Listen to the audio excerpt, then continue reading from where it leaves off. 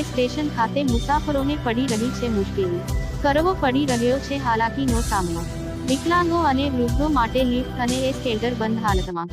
Railway સ્ટેશનના platform number 2 અને 3 બંધ કરવામાં આવ્યા છે। ફક્ત પ્લેટફોર્મ નંબર 1 અને 4 પર મુસાફરો ટ્રેનમાં બેસી શકે છે અને પ્લેટફોર્મ નંબર 1 અને 4 પર જવા માટે લિફ્ટ અને એસ્કેલેટર બંધ હાલતમાં। રેલવે સ્ટેશનના સમારકામ માટે પ્લેટફોર્મ બંધ કરવામાં આવ્યા છે।